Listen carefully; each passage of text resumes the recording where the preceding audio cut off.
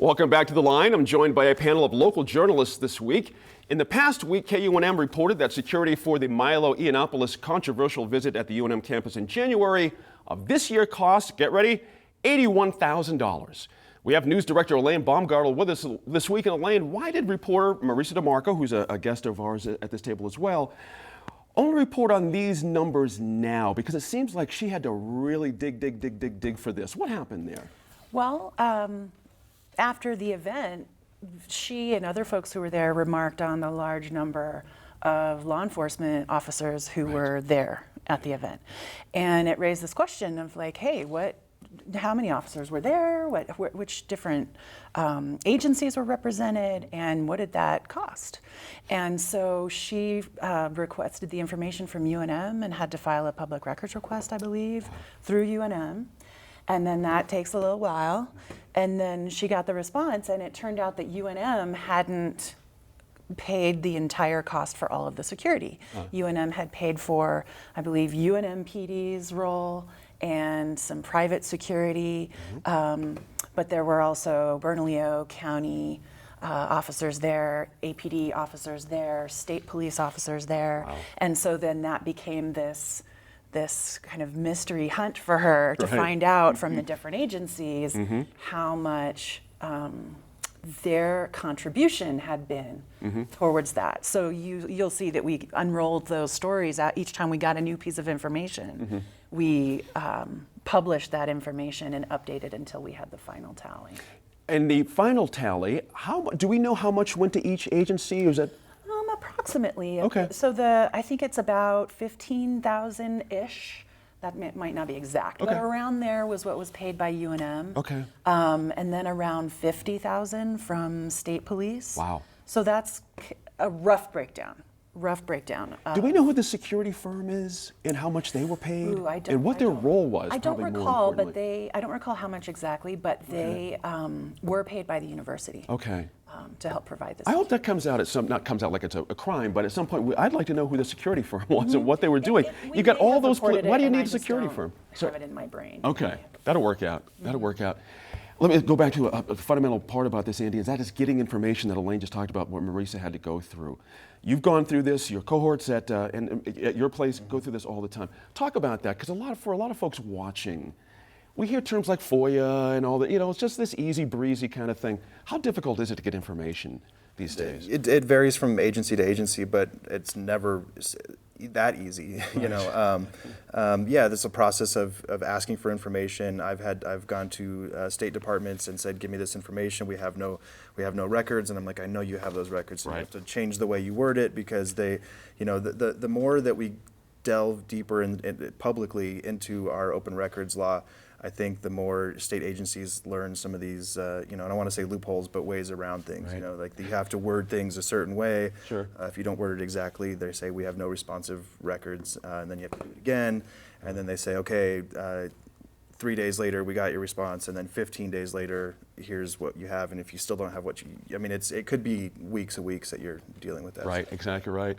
Dan, weeks and weeks, there is supposedly a limit on these things you're supposed to answer by. It never really seems to happen, does it, in a timely manner? Right, yeah, it can take follow-ups too, like Andy was saying, if you don't get the information you want, but and especially, as Elaine was mentioning, when there's multiple agencies involved, and so you're not just waiting on one records request to be fulfilled, but multiple, and that can definitely have to be persistent to track that all down. That's right. Elaine, the biggest issue, of course, that we need to get to as well is the idea of free speech on campus. And, we have one side of it that says, of course, it should happen on campus. This is where it should happen. In fact, the Milos of the world, bring them in. Let's have this out. Let's talk, see whose idea wins out, which one's going to be the better of the two, and we carry forth from there. But there is another side that folks have problems with as well. As an editorial page writer, how do you see this free speech issue on campus? What's your sense of that? Our editorial position in January when this all happened was that, obviously free speech belongs on campus. Right. And we still believe that. I think where this gets a little troublesome is that he's considered an alt-right type person, which some say has white nationalism, white supremacy. So you're going from free speech to speech that threatens, and that seemingly there's this legion of unfortunate young men who have nothing to do that sit on the internet and then get upset about basically their lives are lousy, and they go out and they hurt people. We've had a black young man ready to graduate, killed for no reason. We had the Muslim lady who was harassed in Portland, and then 2 people tried to help her, and they were stabbed. And both of the people who were involved allegedly in the killings were kind of products of that weird internet alt-right world, which Milo helped start and foments. And what do you do in that case? I think at a university, you invite speakers, you debate. Yes, I think protesters have to be smarter and perhaps do more nonviolent protest. I mean, imagine him going to speak with the Red Nation people, the Chicano students, everybody else with their backs turned to him. No screaming, no fighting, just shunning him. Right. And then online and in print, you just fight them over and over. And I think the little cutesy groups like We Love Liberty, whatever that group was named, if they're going to bring people who then can bring violence with them, they might have to pay for some of the security costs. And they can't be singled out. The university is going to have to come up with a really good policy on how you can let groups charge for charge them. And that would be for liberal groups, that would be conservative groups. So the university provides a venue, but if you're going to bring people whose point it is to attract violence, then you might have to pay a little bit extra. Well said. That's interesting right there. Talk about that if you would, Elaine Baumgartel. The idea the university wants to do these things, but there's consequences that when a Milo walks in the door, it's not like anything else. You have to be prepared, certainly, but $81,000 worth is a lot of preparation. So whose fault, quote unquote, is it really? It can get difficult. I don't know if it's a question of whose fault it is. I think that the questions that we look to explore in our reporting involve a couple of different pieces of context. There's the public records context, which we touched on. There is the context of the history of unconstitutional policing in Albuquerque, and the way that some protesters have been treated in the past by police officers in Albuquerque, and the very strong show of force that police officers in Albuquerque have been known to display. Right. And so you have a speaker who is coming, you have people who have something to say about that speaker coming. You have the speaker saying, we invite discourse, we invite critique and conversation. The student group, it's Young Americans for Liberty, who were one of the groups who invited him, also said, we welcome protesters, just don't try to keep him from speaking. Right.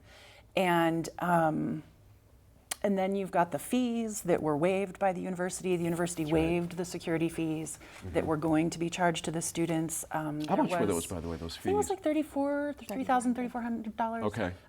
There was an advocacy organization, a national advocacy organization that did write a letter to the university and said, hey, your policies around charging security fees, we argue that those are violating the free speech rights of people by putting a limit on the people who can speak, by putting a price tag, basically. Gotcha. Yeah. If there's going to be a lot of protests, you have to pay for the security. Call it a heckler's veto, is this term that they use. Right. And then there's the other side of the argument of, well, when speakers are coming and making very incendiary, intimidating speech, Milo's speech was very heavily focused on anti-immigrant and anti-Muslim rhetoric, that there, and I think many people would argue that his speeches are intended to inflame audiences and to get strong reactions out of people. And so to have those strong reactions and expect that not to happen, That's right.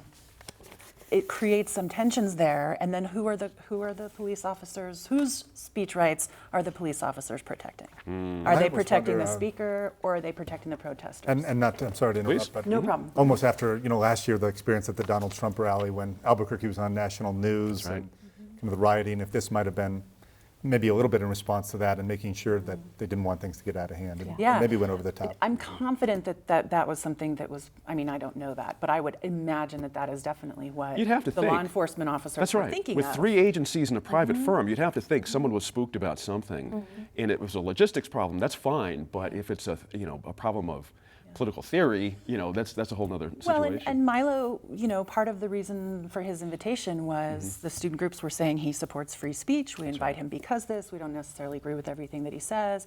And yet people who dissented in the crowd who were right. responding to what he was saying were removed from the event by state police officers. That's right. Interesting. So those are the questions, right? Whose free speech is being protected, Right. and what is it costing? There you go. These are all the push and pull of society that we're going to have to deal with from this point on, I guess. When we come back to the line, we'll discuss what jobs aren't being filled here in New Mexico.